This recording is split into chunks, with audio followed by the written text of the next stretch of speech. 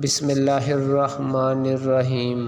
یہ تمہارا جو نفس ہے، اگر تم اسے خیر میں مصروف نہیں کرتے تو یہ تمہیں شر میں مصروف کر لے گا۔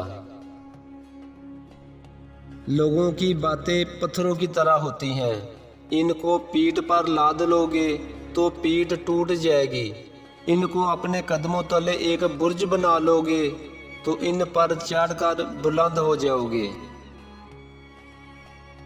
اگر اللہ تعالیٰ کے راستے پر خوش قسمتی سے چل پڑے ہو تو تیز بھاگو، اگر کسی وجہ سے تیز بھاگنا مشکل ہے تو آہستہ بھاگ لو، تھک گئے ہو تو چل لو، یہ بھی نہیں کر سکتے تو گھسٹ لو، مگر واپسی کا کبھی نہ سوچنا۔ اگر چاہتے ہو کہ اللہ تعالیٰ تمہارے دل کو روشن فرما دے تو غیر ضروری گفتگو سے بچو، گناہوں سے دور رہو، اور کوئی نہ کوئی ایسا عمل خیر ضرور کیا کرو جس کا علم خدا کے علاوہ کسی کو نہ ہو۔ علم کا مزہ اسے آتا ہے جس نے تنگ دستی کے باوجود علم حاصل کیا ہو۔ 4 چیزیں بدن میں قوت پیدا کرتی ہیں: گوشت کھانا، خوشبو سونگھنا، کثرت سے غسل کرنا، سوتی کپڑا پہننا۔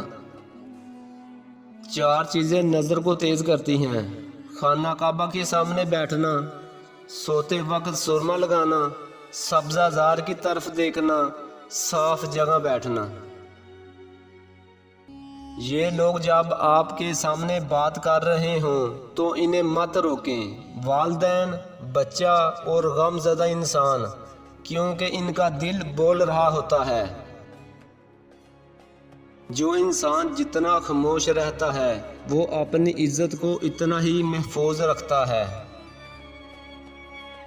ہر ایک چیز اپنے وقت پر اچھی لگتی ہے، نیکی کمانے کا وقت جوانی ہے۔ افسوسناک بات یہ ہے کہ ہم نیکی اس وقت کرتے ہیں جب برائی کے قابل نہیں رہتے۔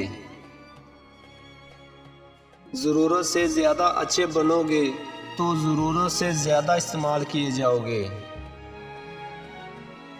انسان واحد ایسی مخلوق ہے جس کا زہر الفاظ میں ہوتا ہے۔